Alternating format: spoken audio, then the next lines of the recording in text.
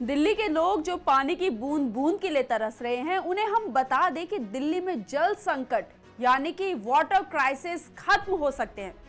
लेकिन आम आदमी पार्टी इस क्राइसिस को खत्म करना ही नहीं चाहती, क्योंकि दिल्ली सरकार को तो बस राजनीति करनी है, जनता को बेवकूफ बनाना है। लेकिन आम आदमी पार्टी को यह समझना होगा कि ये सब करने से वाटर क्राइसिस खत्म होने वाला नहीं है। पानी का संकट खत्म करने के लिए काम करना जरूरी है, जो केजरीवाल सरकार नहीं कर रही। नमस्कार, मैं मंजू रुधियाल और आप सभी का स्वागत है आयरन भारत में। हमारे चैनल को अगर आपने अभी तक सब्सक्राइब नहीं किया है तो जल्द ही आयरन भारत को सब्सक्राइब कर लीजिए। दिल्ली के कई इलाकों में हफ्तों से पानी नहीं पहुंचा है। एक तरफ तपती दिल्ली और दूसरी तरफ पानी की किल्लत ने लोगों को परेशान कर दिया है। गर्मी में पानी की कमी रहती है, लेकिन उस कमी को कम करने के लिए काम भी करना जरूरी है। सिर्फ पॉलिटिक्स करने से नल तक पानी नहीं पहुंच सकता, ये आम आदमी पार्टी को समझना चाहिए। दिल्ली जल बोर्ड 1000 मिलियन गैलन पानी रोजाना मुहैया कराने का दावा करती है, लेकिन इसमें 52% पानी चोरी हो जाता है। आर्थिक सर्वेक्षण में 52% पानी चोरी लिखित में है, बावजूद इसके दिल्ली जल बोर्ड मौन है। मतलब साफ है, ये पानी सरकार के संरक्षण में पोषित हो रहे माफियाओं की जेब भर रहा है। कई जगहों पर पाइपलाइन टूटी हुई है, जिससे पानी बर्बाद हो रहा है, लेकिन केजरीवाल सरकार को इससे कोई मतलब ही नहीं है। कई जगहों पर जमीन के अंदर रिसाव हो रहा है, जिससे कई घरों को नुकसान पहुंच रहा है। अगर दिल्ली सरकार इस रिसाव को खत्म करने के लिए थोड़ा सा भी काम कर ले तो हालात बदल सकते हैं। यूरोप, अमेरिका, सिंगापुर, जापान में पानी की बर्बादी को रोकने के लिए हर एक लेवल पर ऑडिटिंग की जाती है।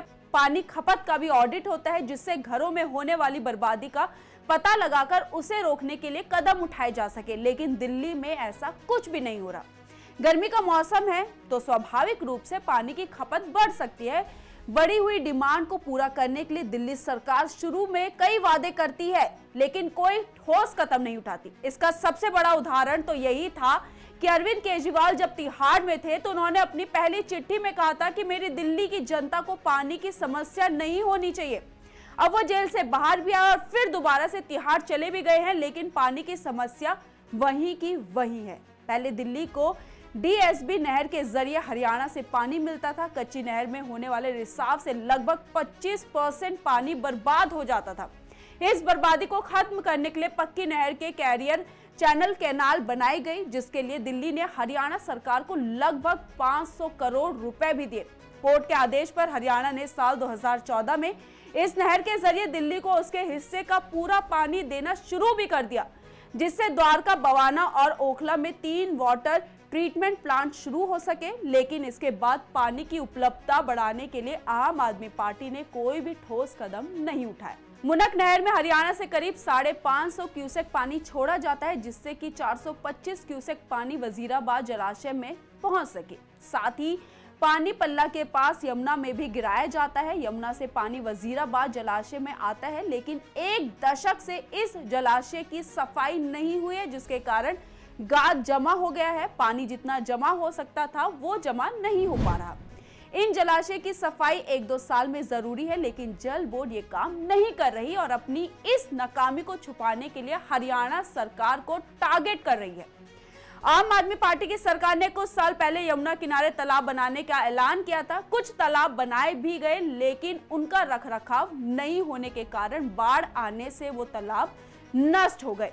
यदि यमुना किनारे पर पानी के भंडार को जमा करने की व्यवस्था होती तो गर्मी के मौसम में इस तरह की परेशानी नहीं होती। ऐसे कई कदम हैं जिससे जल संकट को खत्म किया जा सकता है, लेकिन अरविंद केजरीवाल की सरकार को पड़ोसी राज्य सरकारों को कोसने से फुर्सत मिले तब तो कुछ काम हो। दिल्ली की जल मंत्री आतिशी हरियाणा भवन पहुंचती है, प्रदर्शन करती है, हरियाणा पर पूरा ठीकरा फोड़ देती है, लेकिन आम आदमी पार्टी खुद ये समझना नहीं चाहती कि उनके कई कामों से दिल्ली का जल संकट खत्म हो सकता है, अगर वो इसे राजनीति से दूर रखे। ऐसी और स्टोरीज को देखने के लिए आयरन भारत को सब्सक्राइब कीजिए। धन्यवाद।